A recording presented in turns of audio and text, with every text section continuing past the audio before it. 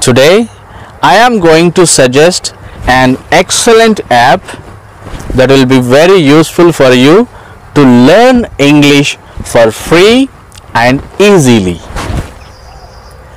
No matter what language you speak, మీరు ఏ భాష మాట్లాడేవారైనప్పటికీ this app will help you learn English using your own mother tongue.